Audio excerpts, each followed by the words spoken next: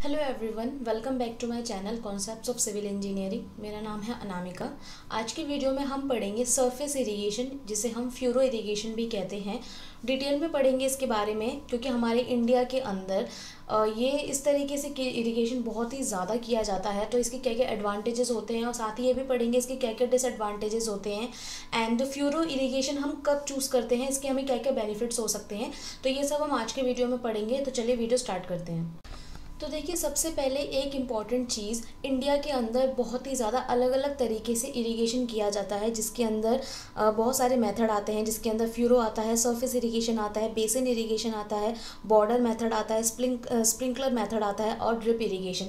इन सारे irrigation methods का नाम आप सबने अच्छे तरीके से सुना होगा, एंड जिन स्टूडेंट्स का बैकग्राउंड फार्मिंग बैकग्राउंड है वो इस मेथड के बारे में ऑलरेडी जानते भी होंगे, उन्हें काफ़ी अच्छे से इसके बारे में पता होगा।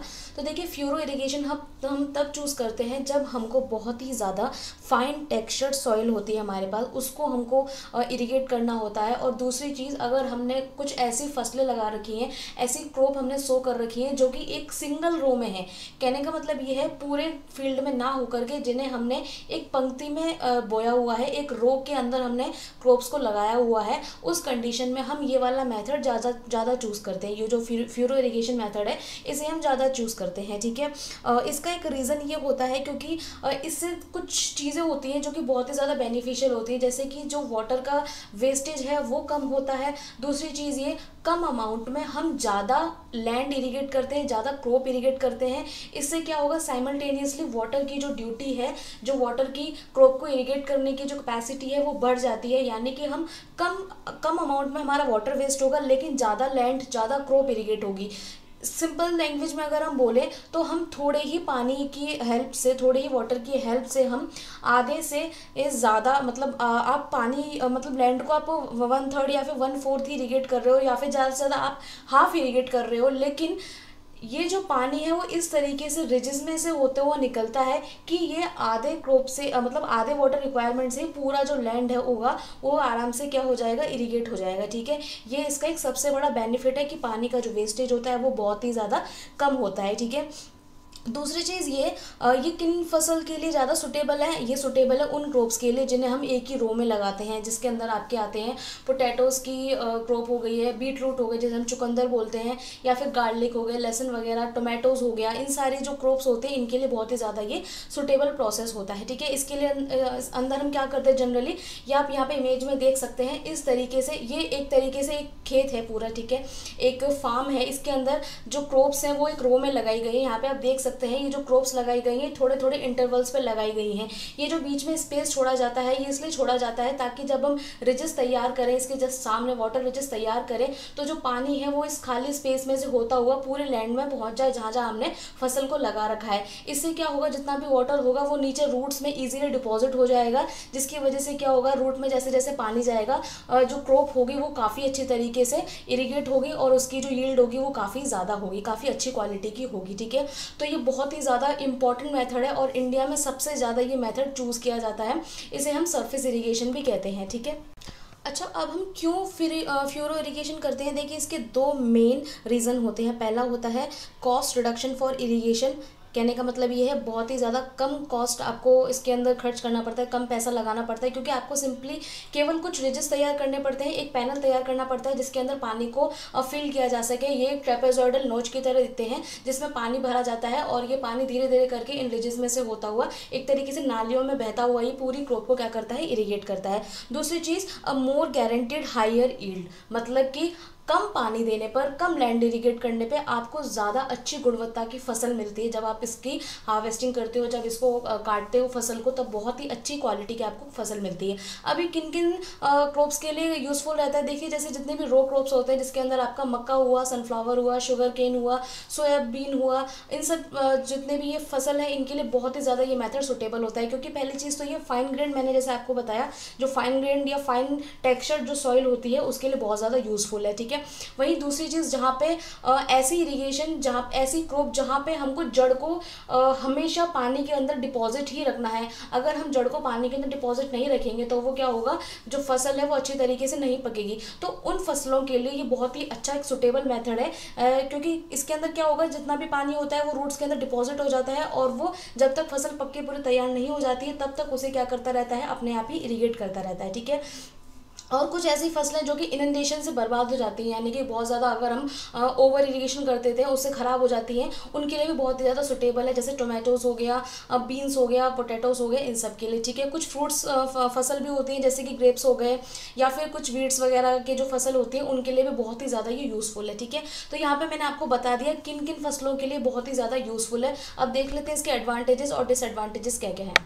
तो पहला एडवांटेज है इसका, a quick mass area irrigation is possible. कहने का मतलब ये है, हम हाफ एरिया इरिगेट करेंगे लेकिन जितनी भी हमने क्रॉप को लगा रखा है, सो कर रखा है, वो पूरा एरिया क्या हो जाएगा, इरिगेट हो जाएगा। दूसरी चीज़, time and labour saving method. इसके अंदर बहुत ही कम टाइम रिक्वायरमेंट होता है, बिल्कुल ज़ीरो लेबर रिक्वायरमेंट होती है। आप एक बार उसमें पूरे रिजिस में पानी को फिल कर दीजिए और वो अपने आप ही पूरे एरिया को क्या कर देगा, इरिगेट कर देगा अच्छी तरीके से। Low investment required to buy equipment. किसी ज़्यादा इक्विपमेंट की रिक्वायरमेंट नहीं होती है, आपको मुश्किल से 4 या 5 इक्विपमेंट चाहिए होते हैं। एक जो आप रिजिस बनाएंगे उसके लिए आपको एक मशीन चाहिए होती है, जहाँ पे आप पूरा वो क्रॉप तैयार करेंगे उसके लिए आपको थोड़ा सा कुछ इक्विपमेंट का रिक्वायरमेंट होता है। मैं इसका एक सेपरेट वीडियो बनाऊंगी, उसमें ये पूरा मैं एक्सप्लेन करूंगी अच्छी तरीके से डिटेल में।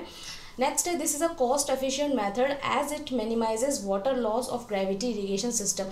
कॉस्ट एफिशिएंट कैसे है, क्योंकि एक तो क्या हो रहा है, पानी का वेस्टेज कम हो रहा है, हमें बहुत ही कम पानी इसके अंदर लग रहा है। ठीक है।